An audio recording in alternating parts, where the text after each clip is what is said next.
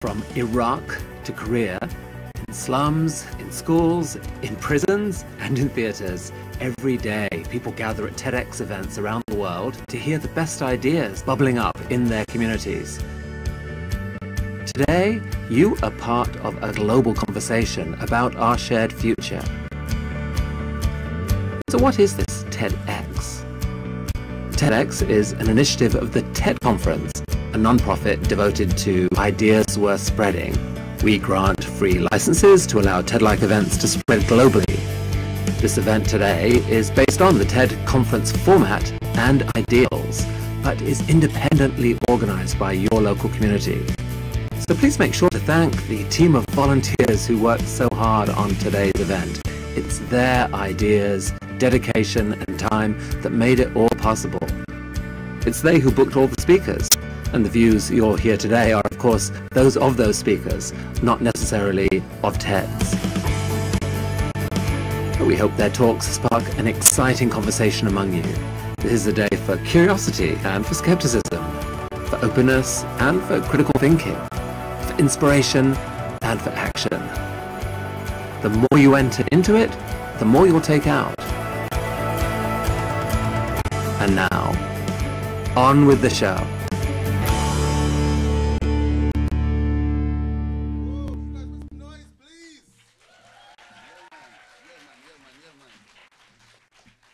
Okay, first and foremost, is everyone feeling great? Everyone feeling good? Say energy. Say energy. Wicked. Okay, so my name's Vital. I am so happy to be here, so happy to see so much beautiful faces. I'm kind of lying because I can't really see it because the lights in my eyes, but anyway, okay, so we're gonna have some fun today. Let me just introduce myself, okay? So I do music, I host, I present. I actually work for BBC WM and I have a radio show as well, where I kind of talk about music, arts and culture. So it's so nice to be here and kind of speak with you young people and host today's events, okay? So we're here at TedxYouth Brum, okay? Is everyone feeling happy about that? Everyone feeling happy about that? Yeah. All right, okay, cool, nice and easy, okay? So I'm hoping everyone's awake. I know it's been like an early morning for you guys, but please, can we give a warm welcome, okay, to the Chief Executive and Artistic Director of Birmingham's HIPPODROME, as she sets the tone, okay? This is Fiona Allen. Give a warm welcome, please. Thank you, guys.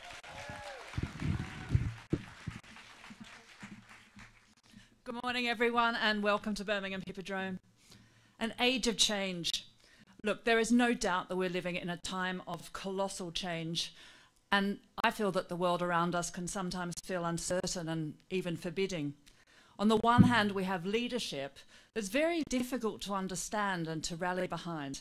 I wake up daily looking at the latest Twitter rantings of Donald Trump, or we're in a Brexit situation that has reached almost the incomprehensible and makes Britain look globally ridiculous. On the other hand, recent movements born out of quite terrible situations like Me Too, Black Lives Matter, and just now Children Against Climate Change allow people themselves to form decentralized and global action groups and make noise in their own communities where it is needed.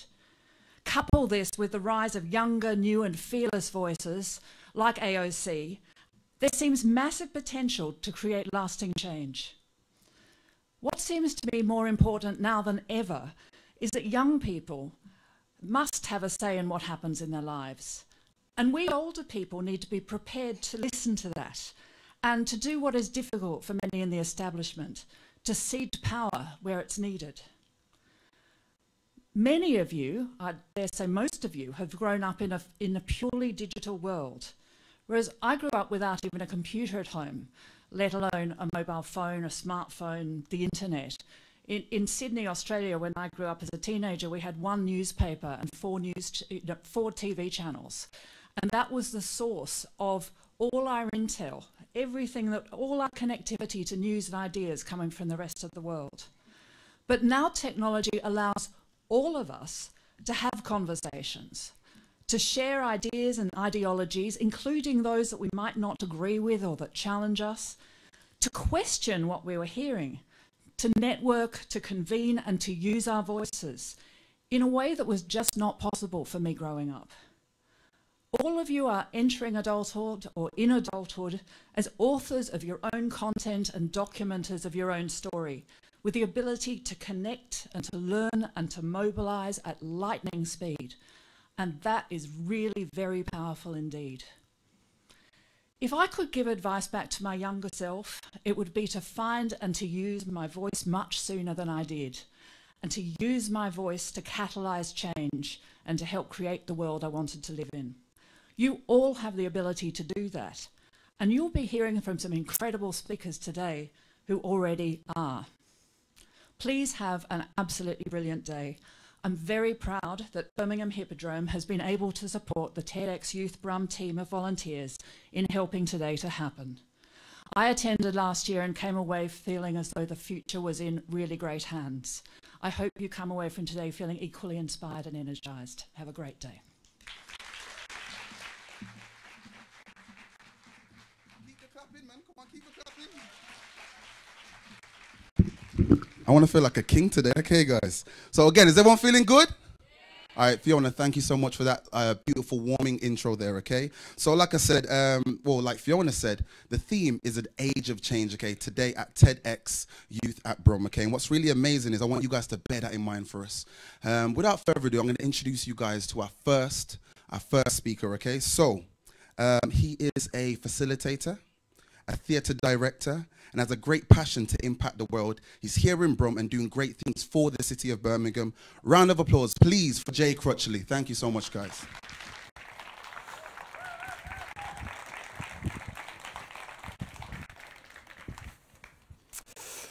So, I don't know about you, but I get the impression that a lot of people in Britain are currently unhappy with the state of affairs.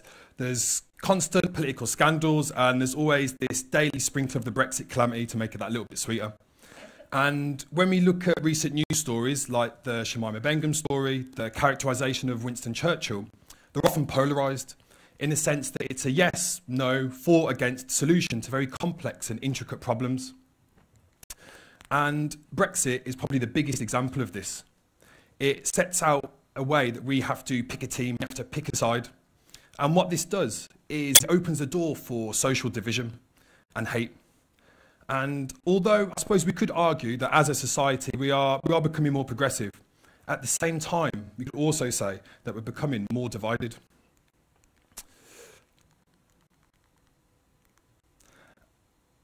And I speak to a lot of people, and they always talk about, they have this sort of pessimistic attitude of, well, we can't change anything, so what's the point? And it's a very dangerous attitude to have. When we don't challenge the status quo and we don't ask questions of it, it can be a dangerous thing. But how do we even change the status quo? Is it possible? And if so, how? Well, I believe we can, and we can do that through theatre. So my name is Jay, and I'm a theatre director, born and raised here in Brum. Growing up, I didn't really have access to theatre. I didn't go to the theatre, I didn't watch any theatre, I didn't take part in any kind of theatre activity. It was always something that was not for me and had this sort of environment around it that I feel I couldn't be a part of. And it wasn't helped by high ticket prices and a lack of stories, really. A lack of stories that appealed to someone like me, being a mixed race young man from Birmingham. My drama teacher, she was one of the few teachers that had faith in me at school.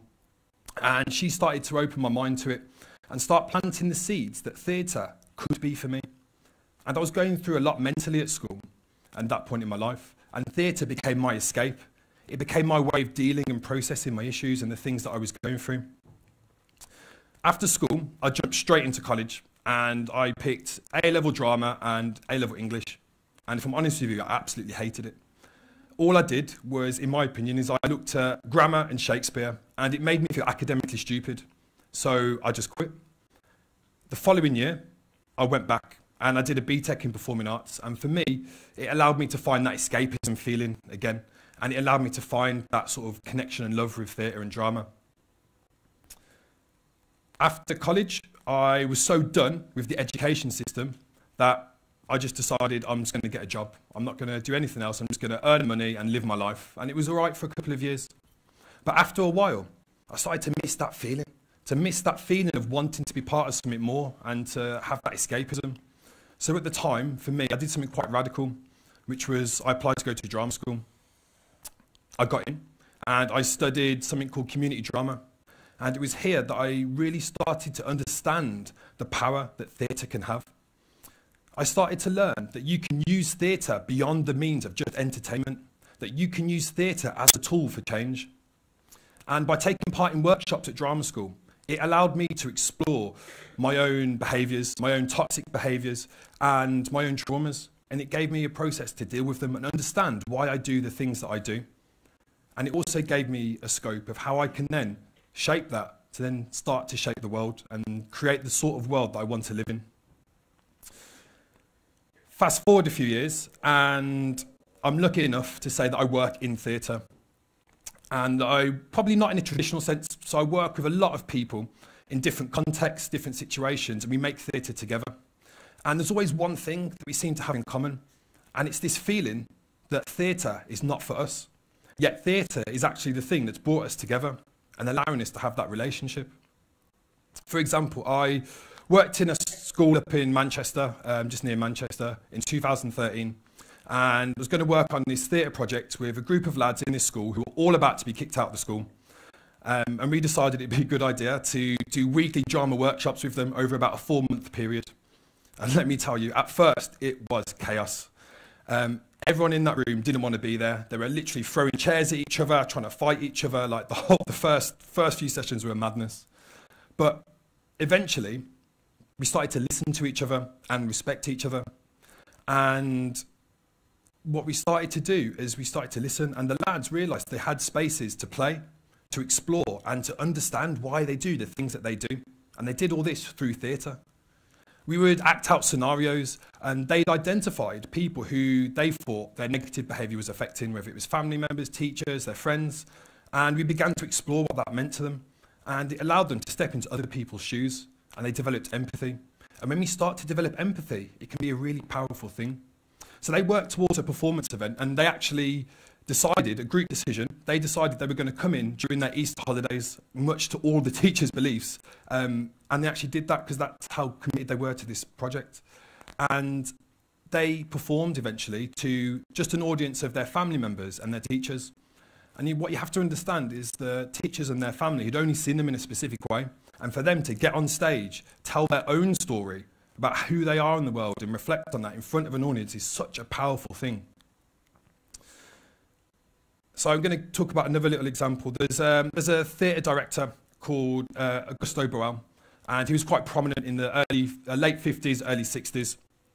And he pioneered this method of working where he would work with performers and work with local communities. And he would ask for suggestions from the audience.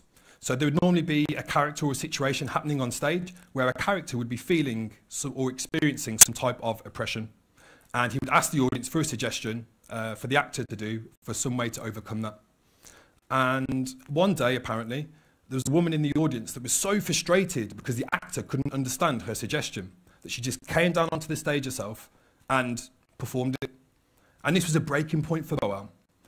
He started to understand that actually people want to be empowered and people can actually have their own say. And it kind of birthed what we now know as forum theatre. So he discovered basically that through participation, you can empower people and people can take active roles. And it was the birth of this idea of, so he has this theory, so he calls, as an audience, we're a spectator, but he birthed the idea of the spectator. So someone that's not just an active participant and listening, someone that actually steps out of that to make a change.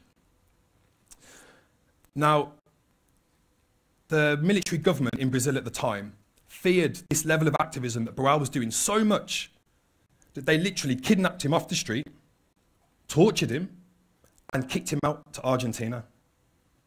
Now stop and think about that for a second. A man was kidnapped, tortured, and kicked out of his own country for making theatre. It literally sounds ridiculous, doesn't it? But that's true, that's what happened. And it goes to show that in certain contexts, how powerful a tool theatre can be.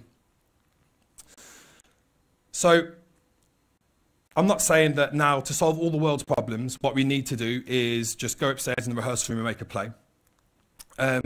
There's a theory of change that I work with, which is the point I'm getting to.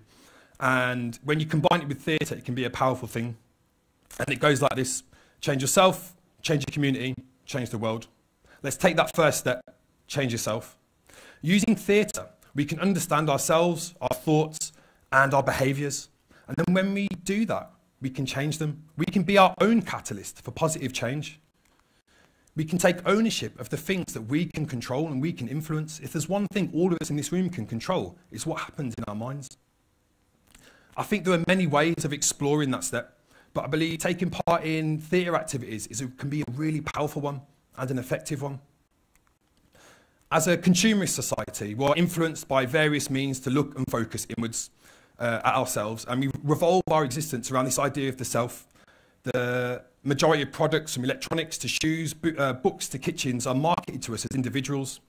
We have advertising that literally suits you, and the issue with this is the language trickles through these different media platforms and into our lives, and with that same, and combined with the instinct of just wanting to be happy as humans, it makes us say things like, I just want to be happy, I just want to live my best life.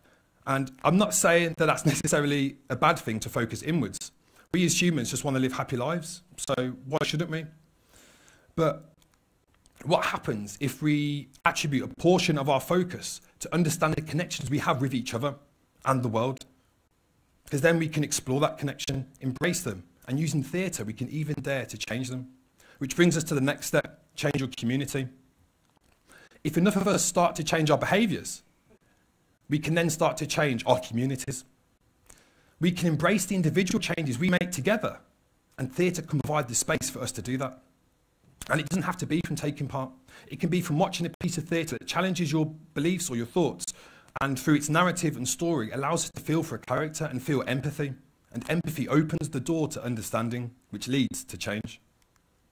We use the phrase, "my body is a temple," which makes us do what's best for the body. When we're sick, ill or injured, we seek help, we find ways to fix it. And many of us also talk about the fact that there's something that does need to change with society. And when we use the word society, it's me included, it's also almost as if we're outsiders looking in, like we're not part of it. But what happens if we start embracing the fact we are connected and actually engaging in this idea of we are part of society? As humans, if something is making us unhappy in our individual lives, we're proactive, we change it. We can apply this way of thinking outwards to society and our local communities. And like I said, there are many ways you could probably advocate change, but again, theatre can be that catalyst. What happens when an entire community see their own story represented on stage? What power can that actually have? It can allow us to engage in new perspectives, not just as individuals, but as members of families, members of communities, and members of society. Which takes us to the next step: change the world. When we have enough collective energy as communities, towns, as cities, that's when we start to influence the world.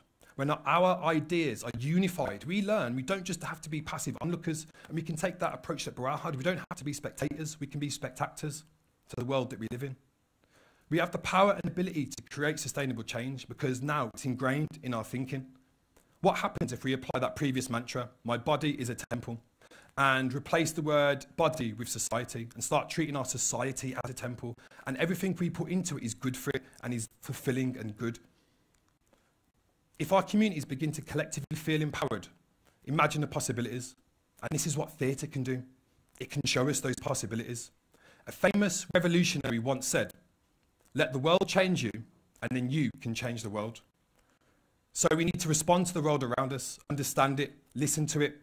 Then when we apply this way of thinking to theatre, or any art for that matter, we can then challenge it, ask questions, and provoke the status quo. And eventually we can create change. So embrace change, embrace reflection, understand why you do the things you do and how they are influenced by the world. Listen to other people's stories, understand them. The first step to positive change is a small one that you can make right here in your mind. And remember, individually, you have a voice, but collectively, you have power, and theatre can provide the space for us to unify that voice and share it with the world. I'm going to leave you with a quote from a practitioner called Bertolt Brecht, and it goes like this: "Art is not a mirror held up to reality, but a hammer with which to shape it." Thank you.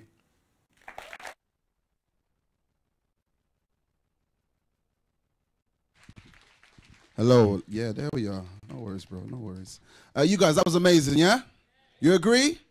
I picked up on a few things there, as I do. And I like the fact that you was talking about the idea that art is there to kind of create real change. You kind of get that as well? Yeah, look, not really. All right, cool. Well, I got it. Okay, I got it. Do me a favor. Say powers.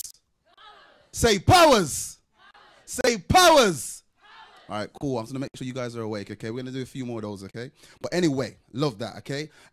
Yeah, so next up we have an artist, okay? An artist turned scientist who's currently studying photonics at Aston University. She was a lighting designer in theatre, and now she's a scientist.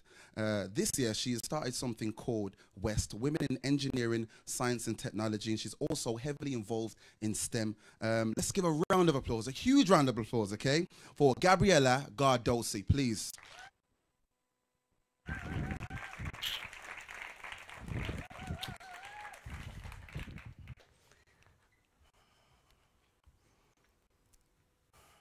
With great power comes great responsibility.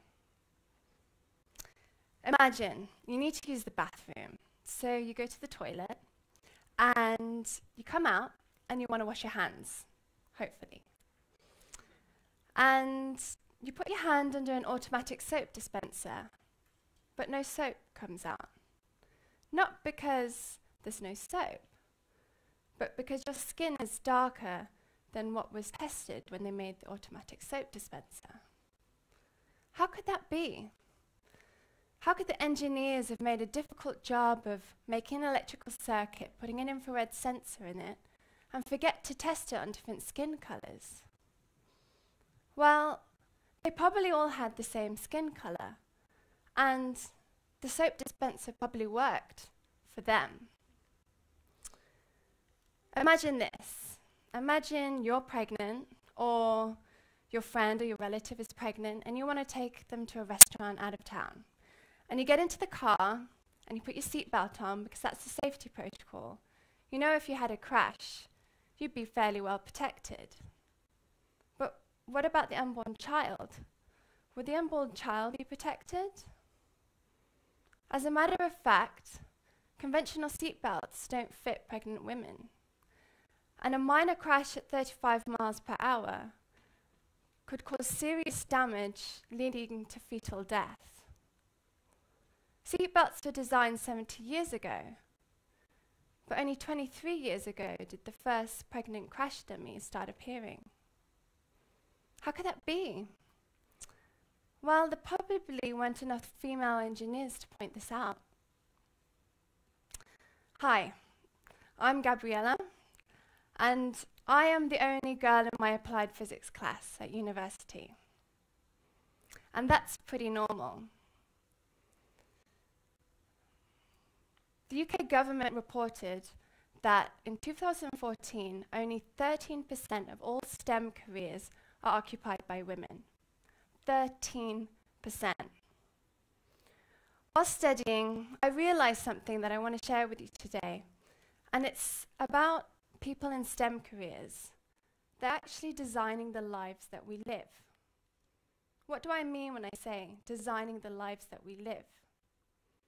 I mean the automatic soap dispenser, the seatbelts we put on in the car, the phones we use, the heating in our homes, the water that we drink, the way we can touch pay, our banking. And I could go on and on until I've spoken about every different tool that we use and every infrastructure that we live in. Scientists, technologists, engineers, and mathematicians are designing the lives that we live. But as you can see, there's a problem, and I'm hoping that you can help us with that. We need more young people in STEM, and we need more diverse people in STEM. Let's just take a moment and look around. Have a look at the person to your left and to your right and behind you. Everyone here has a different perspective, and that perspective has been formed by our ethnicity or our backgrounds, our experiences, our gender, our sexuality, our diversity.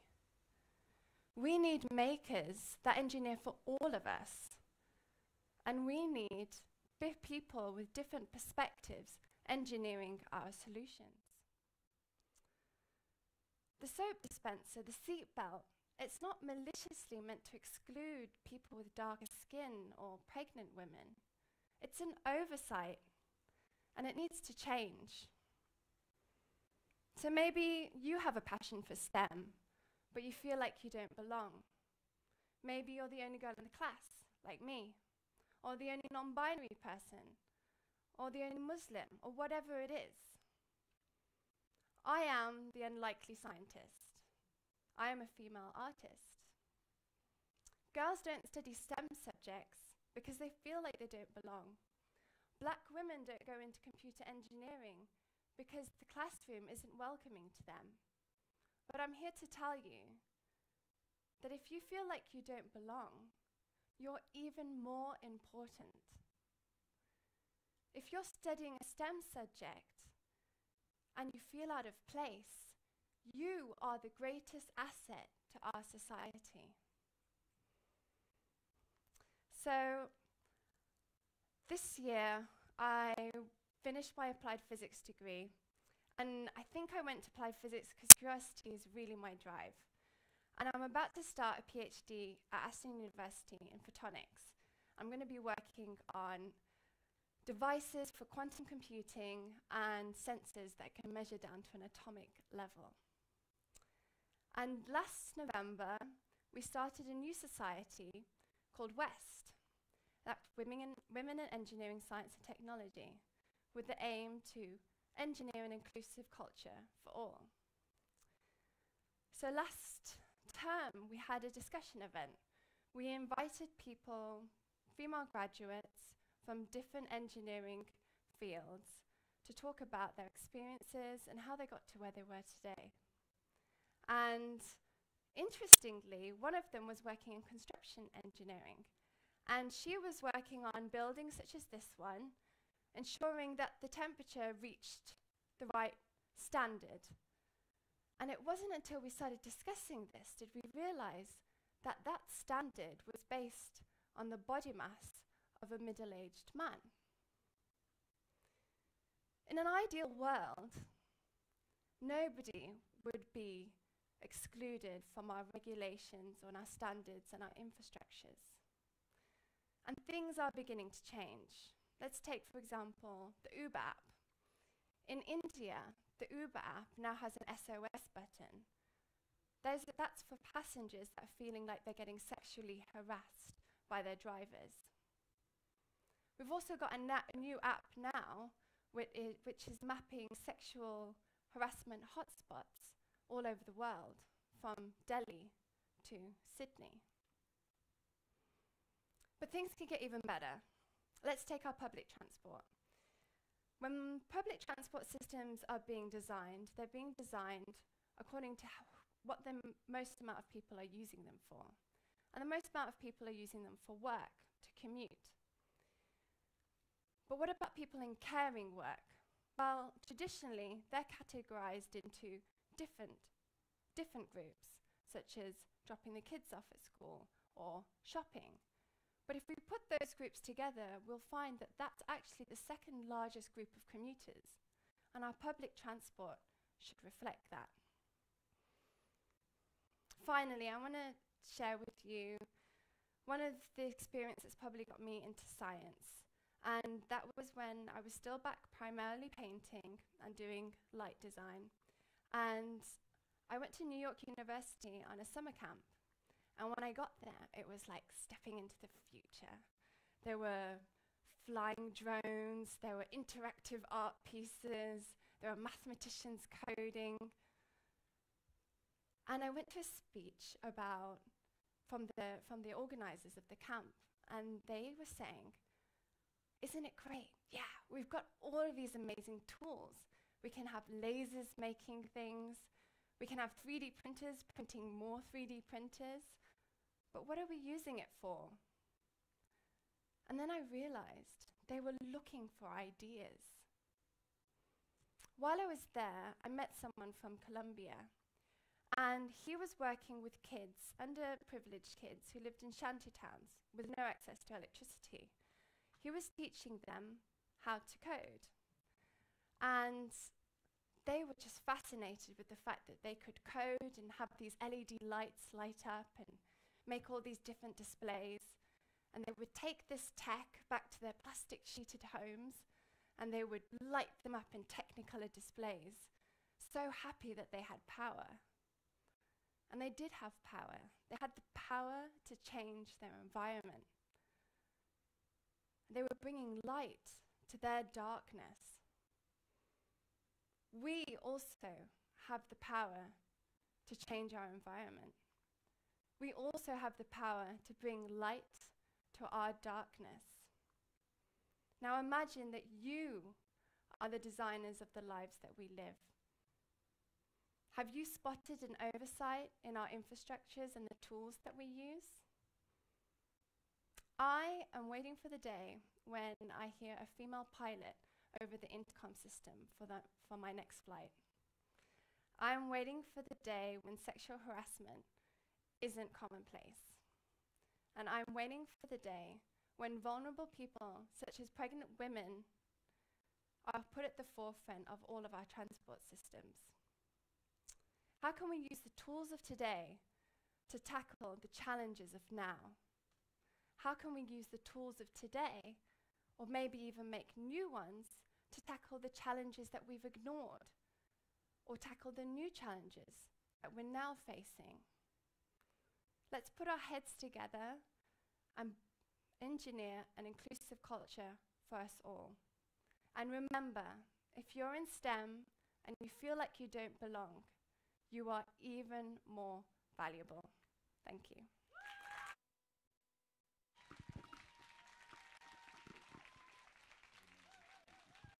Yes, people, keep the clapping, come on. Yes, Gabriella, that was cold. Love that, man. So everyone still feeling good? Feeling great?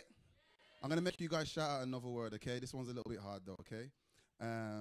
So, like I said, I rap, don't I? And rappers have, like, sayings and slogans, don't they, yeah?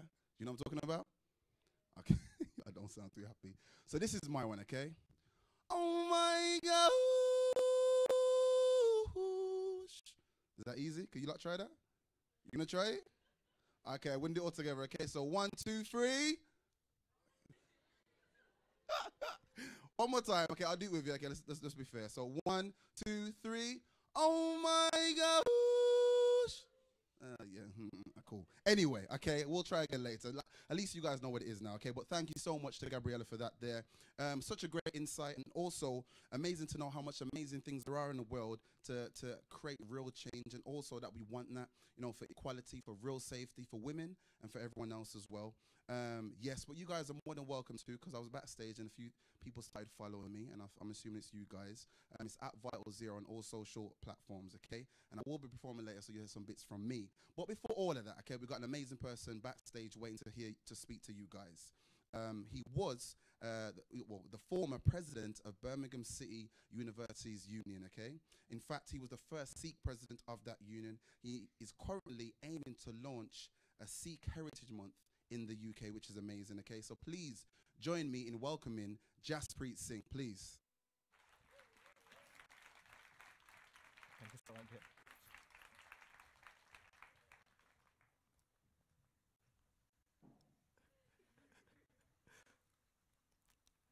Hello everyone. Please allow me to begin with my Sikh greeting, Vaheguru Ji Ka Khalsa, Vaheguru Ji Ki Fateh. So once upon a time, when the sun was about to set for the first time, and the light was decreasing, and the signs of darkness were appearing, people in this world, they were getting scared and anarchy was everywhere. They were thinking, the sun will set, they won't be able to see each other, what will happen to them, and what will be there. And eventually, the sun set. And after the sun set, the darkness put its feet on this earth to show its strength.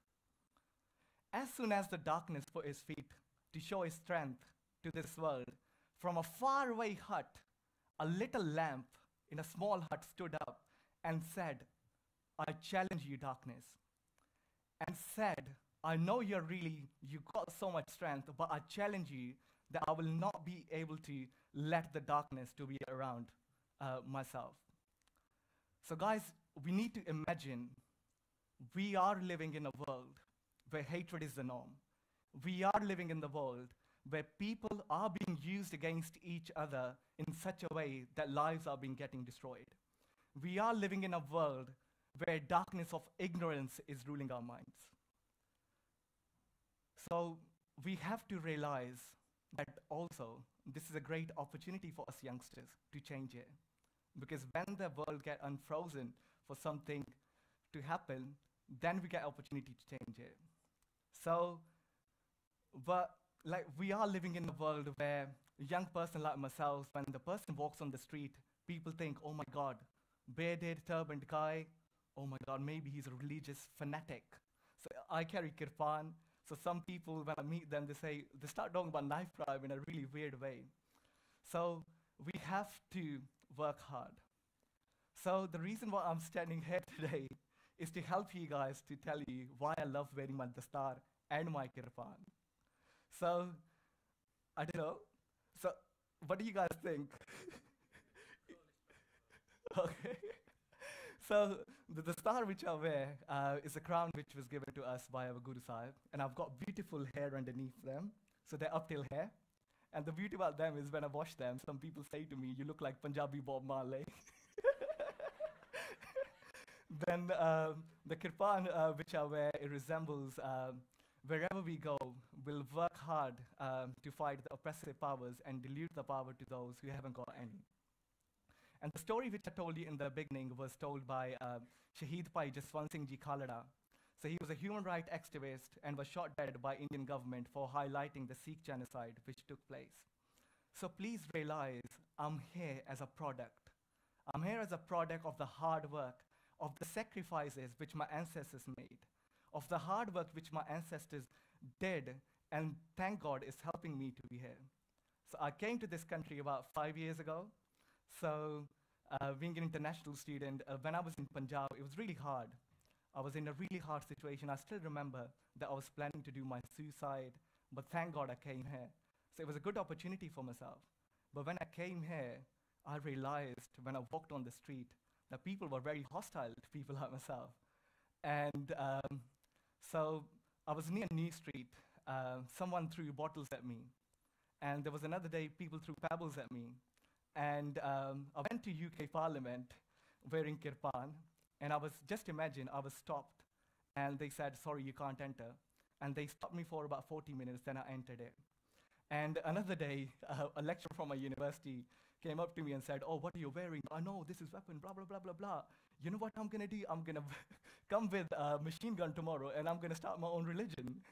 So quite loads and loads of weird stuff. But most importantly, I was finding it really, really hard to be myself, to represent the hard work which my ancestors did. So it was really, really hard. At every step, either I was given an option to assimilate or I was given an option to be resilient in this space. So it was really, really interesting. But on the other side, I had really good experiences as well. So I went to local Gurdwara. I met someone there, and now I was actually sitting there, and someone came up to me and said, they said, oh, are you born in Punjab? And I'm like, yes. Anyone born here out of UK? Okay, oh yeah, we got a few hands. Interesting. So you will be able to understand. So, so they came up to me and said, are you born in Punjab? And I'm like, yes. So you know what? I've got a marriage proposal for you. And I know you want to get PR, so you can have this girl and you can marry her. And interestingly, I said no. But now I'm in a situation, I'm still looking for someone, but it's just out there. So I had really good experiences as well in this country. But most importantly, what I realized, it was only my dastar and my kirpan which was helping me to be resilient in these spaces, which was helping me to not only help myself, but the people around myself who were struggling. So it really, really helped me a lot. And thank God, with God's grace, I was elected as the president of Birmingham City University, the first Sikh and international student president. But then later on, I was given a Lord Mayor's Award by the Lord Mayor of Birmingham for my services towards the city. Imagine being a freshie from Punjab, you're getting these things. So the star which I'm wearing, the reason why I love it, because it resembles for me that the hand of my ancestors, the hard work of people of my faith, is there. So every thread in this, the star, is made up of the veins of the people who sacrifice their life to protect Sikhi. So the kirpan which I wear, it resembles to me, no matter how hard the situation is, I will fight the situation hard and not only help myself, but help other people who are around, who want to be unique, who want to assert their personalities as it is, and they defy to be assimilated in the systems which are created for us to be in a certain way. So the reason why I'm standing here, I've got a message for you guys. I've got a message for you guys that whichever space you go to, be unique. Bring yourself. Don't leave your identity on the door. Embrace it, bring it on the table so that people like myself can learn. So when a Sikh talks horizontally with a black person or a Muslim person or any person from a different faith background or any background, we develop that love for each other. We develop that understanding which is not taught to us in our schools. We develop that lovely understanding which will start shattering the propaganda which is created to separate us and which is created to create hostile environment against us, each other. So but I've got a message for you guys. In this world, just imagine, like this world is a garden, and in garden we got beautiful yellow flowers, blue flowers, then we got white, black, and every flowers, and together it resembles the garden. But the uniqueness of flowers in that garden make that garden beautiful. So never ever make joke of your ancestors to fit in the spaces which doesn't even want you. So as Malcolm X says, you can be invited on the table, but you can't have a dinner, but rather create your own tables. So it's the time for us. So I will end on this note. It's a quote from Guru Granth Sahib Ji, and it says, Aval Allah, the God Almighty, Noor Upaya, has created this earth, Kudrat ke sab bande, like we all belong to this nature. Ek Noor te, from one we are created all. Sab jag upjaya, whole of the world is created, Kaun pale ko mande, which means no one is good or no one is bad. The reason why no one is good, no one is bad, because we all are unique. We need to have that uniqueness. So please bring your uniqueness because there are young people like myself who are really hungry to learn about you, learn about your experiences, and actually elevate my soul to help other people out there. So thank you so much as I begin. Vaheguru Ji ka Khalsa, Vaheguru Ji ki Fateh. Thank you so much for your time.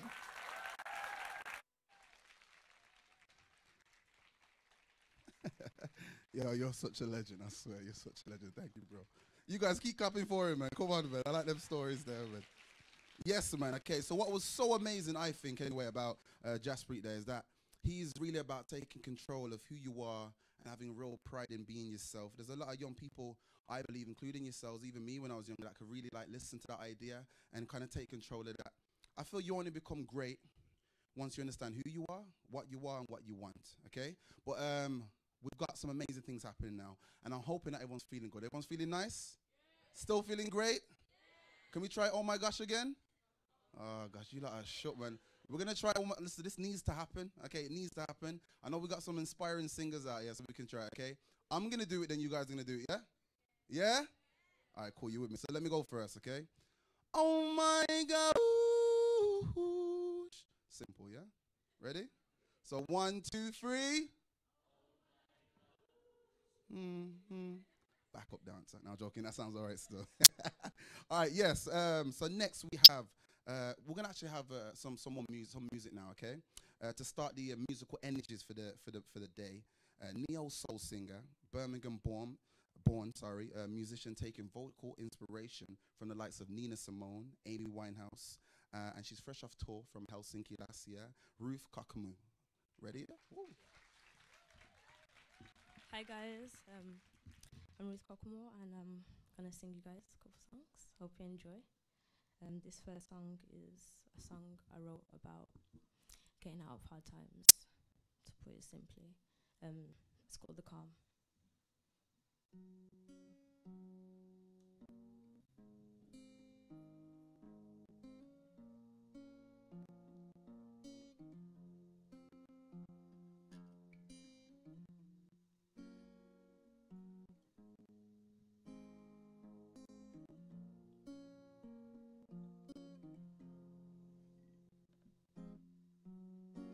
and it stormed, it brought showers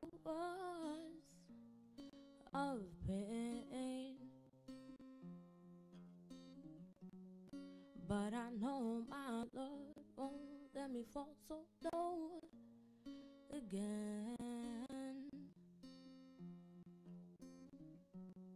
You gotta go through the storm to get to the calm. And we all know silent stars on fire.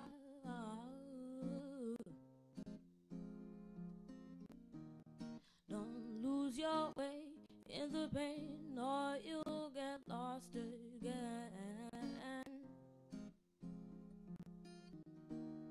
Don't lose your way in the pain or you'll get lost again.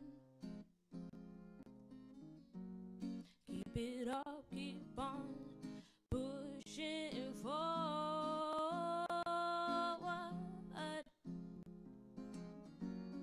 and you'll soon see how great you are again. You gotta go through the storm to get to the calm. And we all know silent stars aren't too far.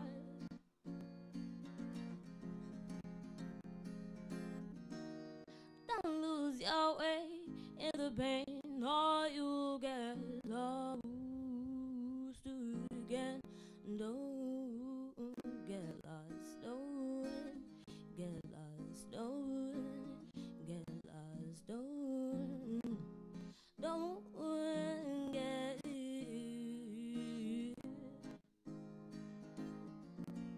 don't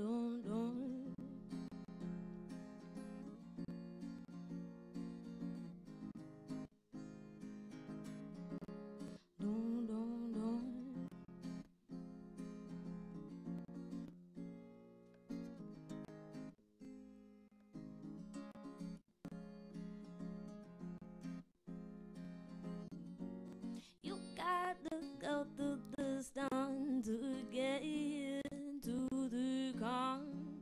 And oh, we know silent stars aren't too far. Don't get lost. Don't get lost. Don't get lost.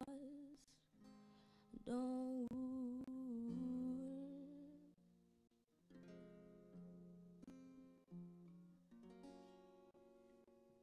Thank you.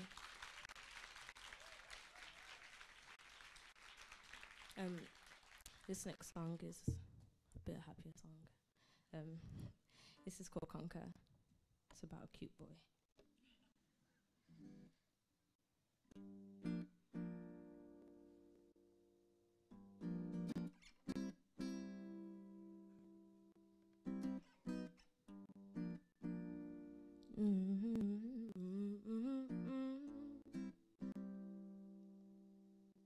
I told him silent once before, all he is I love.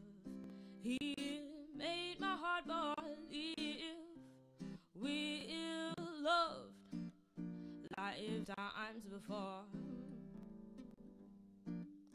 2 steps before him, hide me from all his enemies. Praise me fall to see. Cover me oh so softly. And he told me we will conquer the world together. To know his power is faith. Some days I just mundane. As his crown fell on my face, I saw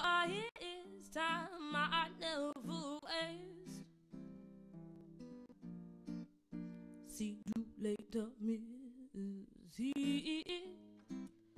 Promise me right, and I didn't quite believe, but I saw his love was real, and he told me we will conquer the world together. If you care to dream, I can be your holiday, like Billy on your Armstrong. I'm sure you're never wrong. I know you the altitude ocean no longer blue when I'm with you. Can you feel my thunder too? And he told me we will conquer the world together. He told me we will conquer the world together.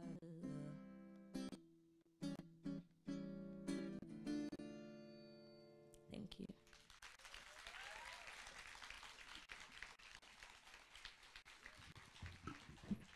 Keep the clapping, keep the clapping. Yeah, man. Ruth Kakumo, come on. I know you guys love her voice. You love her voice, yeah? Different, yeah? Mad. Go on iTunes right now. Download all of that. Yeah, so everyone's feeling good, yeah? I'm feeling good. When I'm backstage, yeah, just taking in the vibes, like trying to hear some stuff and all that kind of good stuff, okay? We have an amazing person, but before we get involved in that, so we are talking about an age of change, okay? Can everyone say it with me? An age of change. We're going to do it together, okay? So 1, 2, 3. There we go. Okay, loving that energy. Next, I'm so happy to introduce this person. Next, we have an amazing human, okay? She's a writer, curator, inspiring filmmaker. She's involved in all that makes Birmingham an amazing place. She supports talent in and around the city. She has worked with SBTV, BBC Three, Channel 4. Her writing is featured in dozens of publications and editorials. She was featured in an amazing book called Once Upon a Time in Birmingham, Woman Who Dared to Dream. Calling her a queen would be an understatement.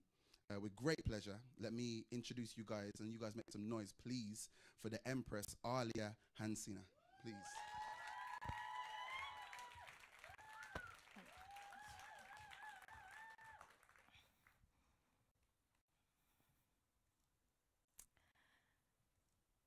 At the age of 8, my dad brought me a history encyclopedia. I loved it. I read it all the time. And I still have it now. But in it, there's no front cover anymore. There's no back cover. There's not even really a spine. It's just a dusty book on my bookshelf. But when I was reading it, I realized there were a couple things missing.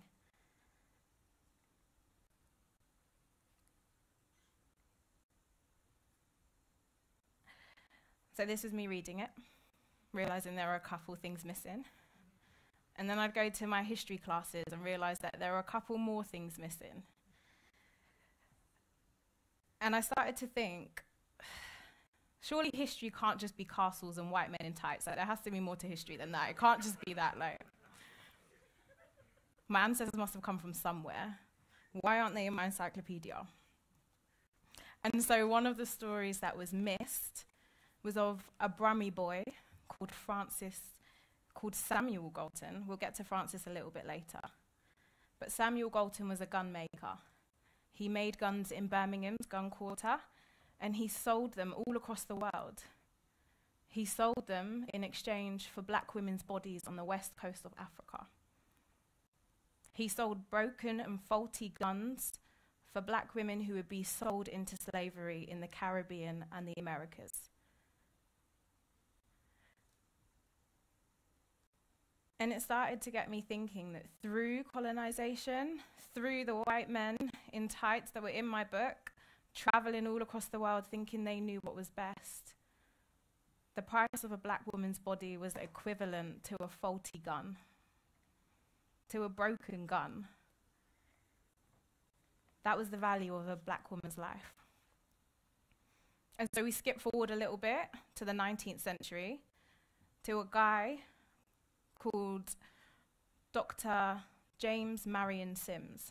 And see, Dr. James Marion Sims was a physician, and we laud him today in history books for finding gynecology and for developing a lot of the practices that we use in modern medicine today when looking into gynecology. And gynecology is the study of women's reproductive systems. So any diseases or things that may be attributed to their womb, to their ovaries, to their downstairs parts. But what a lot of history won't tell you is that Dr. Sims perfected his ideas on gynecology on 3 enslaved black women. Their names are Anarcha, Lucy, and Betsy. And he used their bodies whilst they were alive and awake and in pain and screaming to rummage around because he felt entitled to their bodies, because he didn't think they were human. Because, again, the price of a black woman's body is a faulty gun. When he had perfected those practices, he then used them on white women, and he gave them painkillers and anesthetic. The same was not extended to the black women he had experimented on. And so where does this come from? Well, Dr. Sims believed that black people, and black women in particular, had a higher pain threshold. That because they were closer to animals, that they could endure more pain. And that's an idea that still lives on today.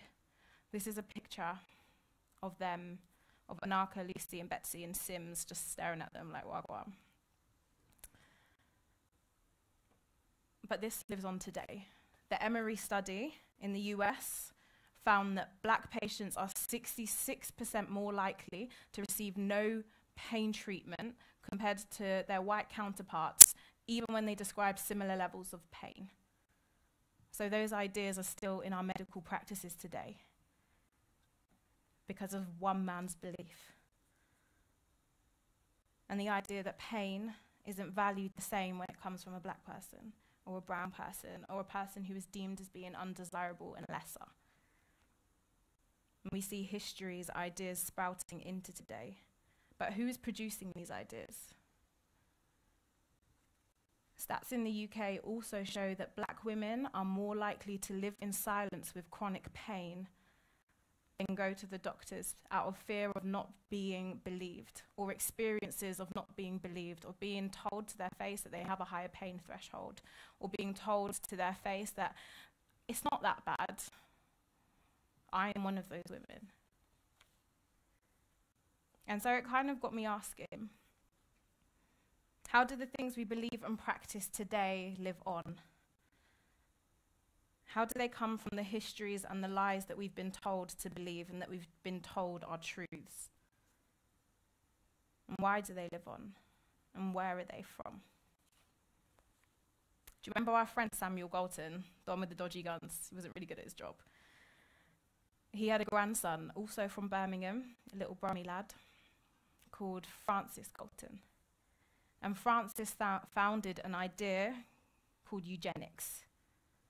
And eugenics, the dictionary definition is the science of improving the population by controlled breeding to increase the occurrence of desirable hereditable characteristics. And in English, that means there are some people with desirable characteristics that we want to keep in our society, and there are some people with undesirable characteristics that we want to exclude from our society. And Galton was obsessed with how do we breed out the bad ones? How do we make a society where there are only good stock, when his idea of what good stock was white, was blonde, was blue-eyed, was, we might have heard it in our history books, the Aryan race, or an idea that disabled people, black people, queer people, people from all over the world that weren't European were not as desirable, were not as important. This idea is also called scientific racism, which is a bit funny because it's got nothing to do with science. It's just racism. There's nothing scientific about it. So why would we have to call it a science? And we'll get to that a little bit later. But where do we see eugenics play out today? And it does still play out today. Those ideas still exist in the way that we interact and treat people today. First off, Hitler was a big fan. He loved Francis Galton.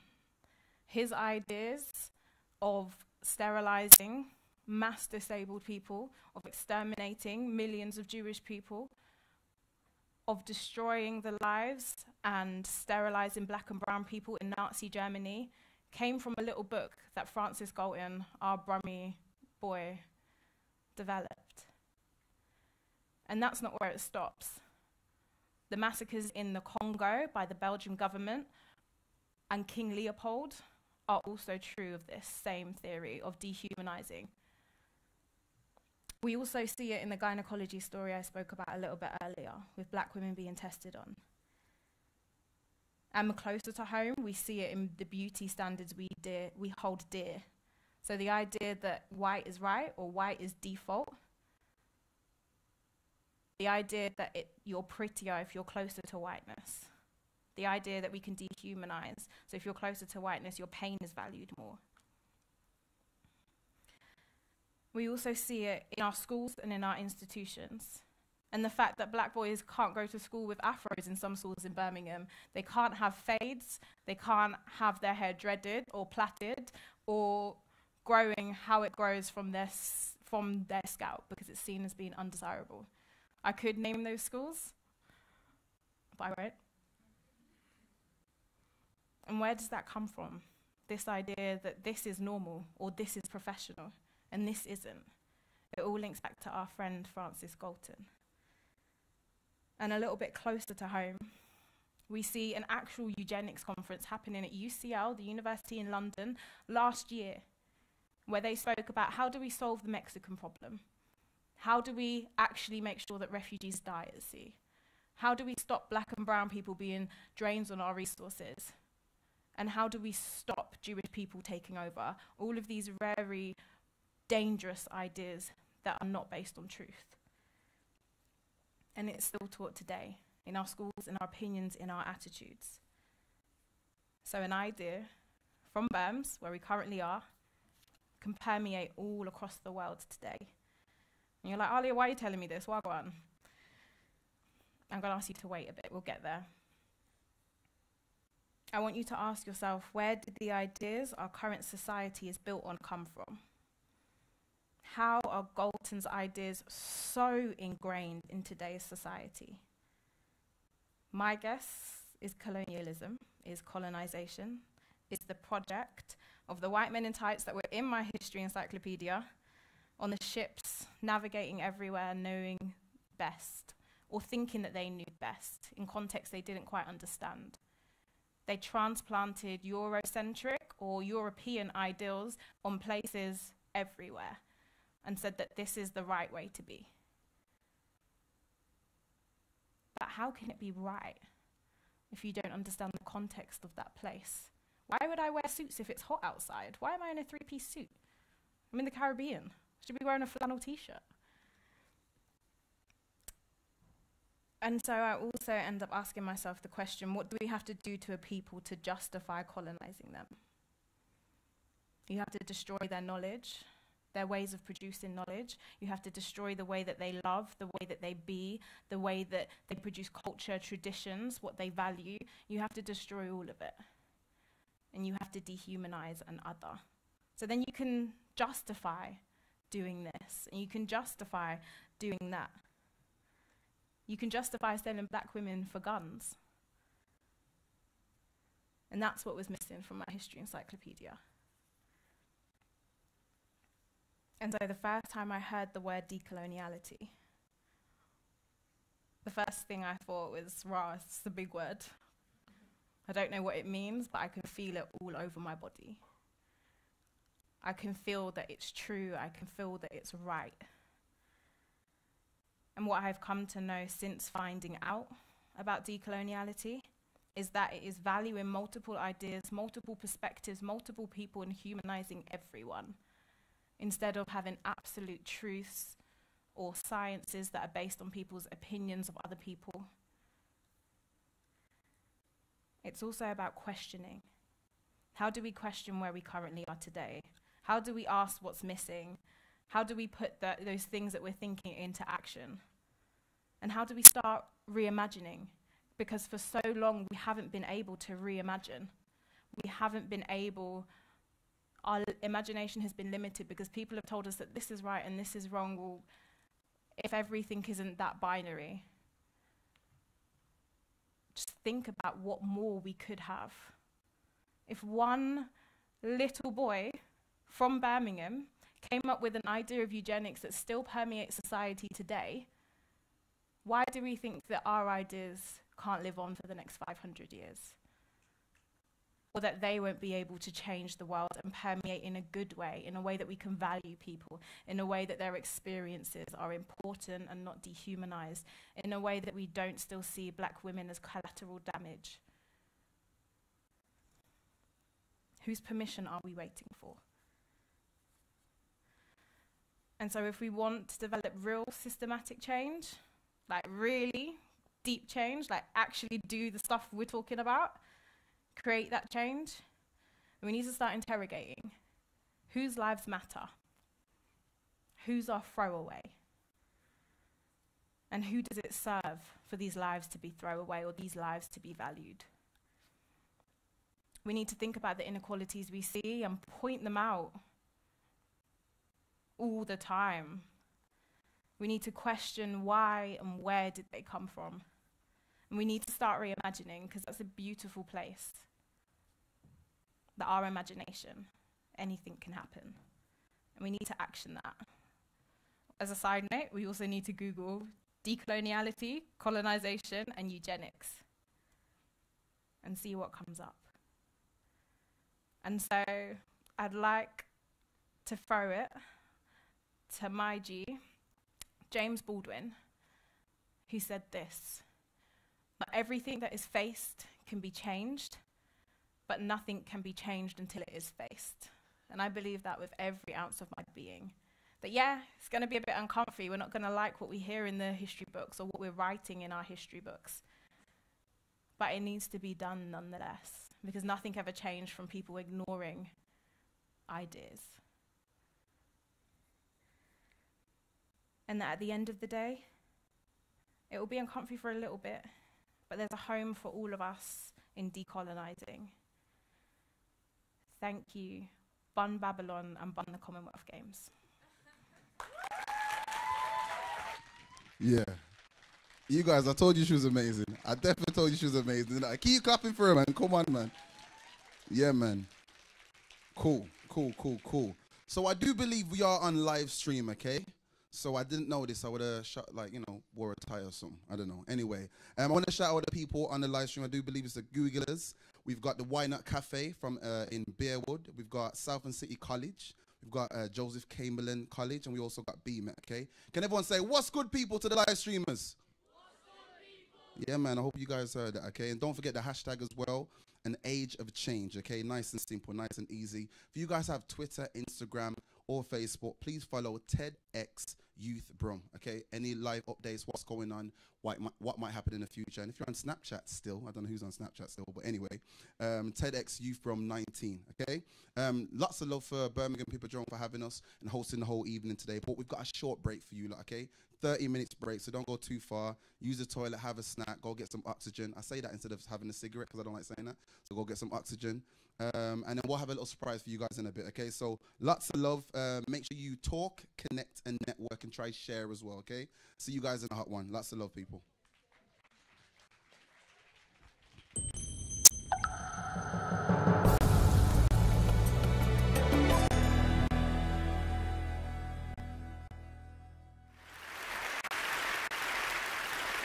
I'm a professional troublemaker. As my job is to critique the world, the shoddy systems, and the people who refuse to do better. As a writer, as a speaker, as a shady Nigerian, I feel like my purpose is to be this cat. I am the person who's looking at other people like, I need you to fix it. That is me. I want us to leave this world better than we found it. And how I choose to affect change is by speaking up, by being the first, and by being the domino. For a line of dominoes to fall, one has to fall first, which then leaves the other choiceless to do the same. And that domino that falls, we're hoping that, okay, the next person that sees this is inspired to be a domino. Being the domino for me looks like speaking up and doing the things that are really difficult, especially when they're needed, with the hope that others will follow suit. And here's the thing. I'm the person who says what you might be thinking, but dare not to say. And a lot of times people think that we're fearless. The people who do this, we're fearless. We're not fearless. We're not unafraid of the consequences or the sacrifices that we have to make by speaking truth to power. What happens is we feel like we have to, because there are too few people in the world willing to be the domino, too few people willing to take that fall. We're not doing it without fear. Now let's talk about fear. I knew exactly what I wanted to be when I grew up. I was like, I'm gonna be a doctor. Dr. Lovey was the dream. I was Doc McStuffins before it was a thing. And I remember when I went to college, my freshman year, I had to take Chemistry 101 for my pre-med major. I got the first and last D of my academic career. So I went to my advisor and I was like, okay, let's drop the pre-med because this doctor thing is not gonna work because I don't even like hospitals. So let's just consider that done for. And that same semester, I started blogging. That was 2003. So as that one dream was ending, another was beginning. And then what was a cute hobby became my full-time job when I lost my marketing job in 2010. But it still took me 2 more years to say, I'm a writer. 9 years after I started writing, before I said, I'm a writer, because I was afraid of what happens without 401ks, without, how am I gonna keep up my shoe habit? That's important to me. So it took me that long to own this thing. That was what my purpose was. And then I realized fear has a very concrete power of keeping us from doing and saying the things that are our purpose. And I was like, you know what? I'm not gonna let fear rule my life. I'm not gonna let fear dictate what I do. And then all these awesome things started happening and dominoes started to fall. So when I realized that, I was like, okay, 2015, I turned 30. It's gonna be my year of do it anyway. Anything that scares me, I'm gonna actively pursue it. So I'm a Capricorn. I like my feet solidly on the ground. I decided to take my first ever solo vacation, and it was out of the country to the Dominican Republic. So on my birthday, what did I do? I went zip-lining through the forest of Punta Cana. And for some odd reason, I had on business casual. Don't ask why.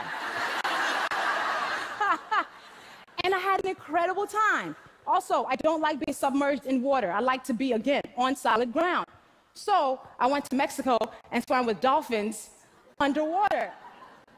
And then the cool thing that I did also that year that was my mountain was I wrote my book, I'm Judging You, the Do Better Manual.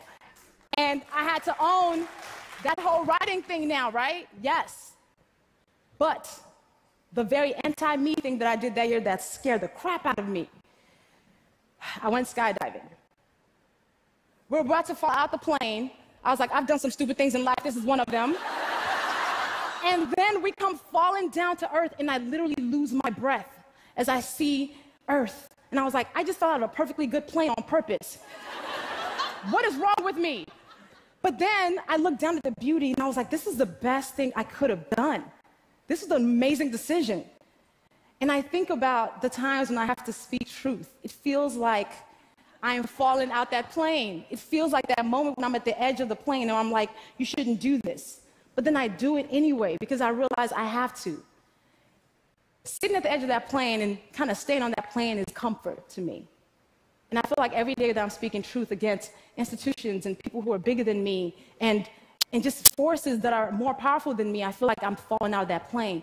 But I realize comfort is overrated because being quiet is comfortable. Keeping things the way they've been is comfortable. And all comfort has done is maintain the status quo. So we've got to get comfortable with being uncomfortable by speaking these hard truths when they're necessary. And for me, though, I realized that I have to speak these truths because honesty is so important to me. My integrity is something I hold dear. Justice, I don't think justice should be an option. We should always have justice. Also, I believe in shea butter as a core value. And I think the world would be better if we were all more moisturized. But besides that, with these as my core values, I have to speak the truth. I have no other choice in the matter.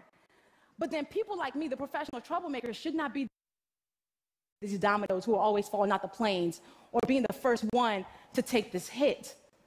People are so afraid of these acute consequences, not realizing that there are many times when we walk in rooms and we are some of the most powerful people in those rooms. We might be the second most powerful, third most powerful. And I firmly believe that our job in those times is to disrupt what is happening.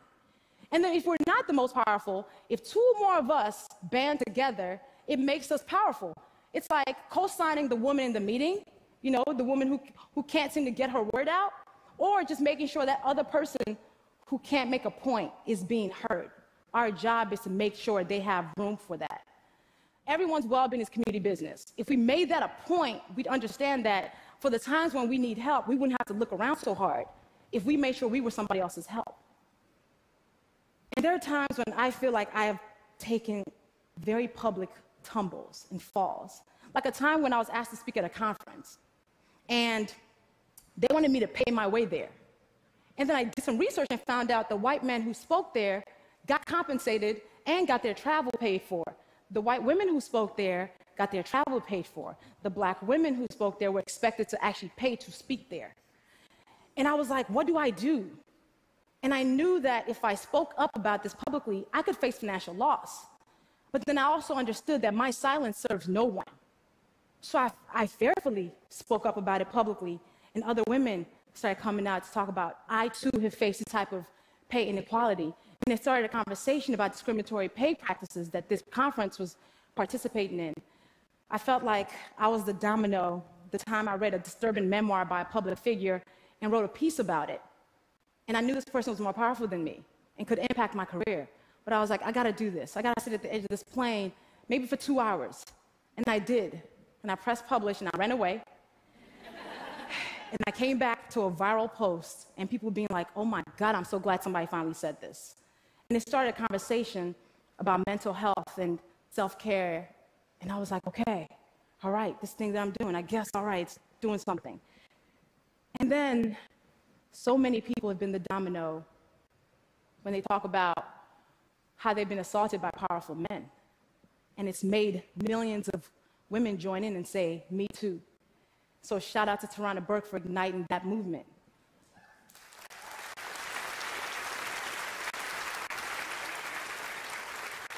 People and systems count on our silence to keep us exactly where we are. Now, being the domino sometimes comes down to being exactly who you are. So I've been a shady somebody since I was 3.